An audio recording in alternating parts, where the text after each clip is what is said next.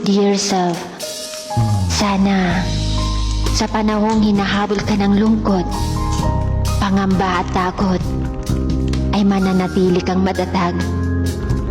Sana sa panahong pilit kang niyayakap ng mga nakaraan at alaala, ay piliin mong huwag sumuko at patuloy na lumaban.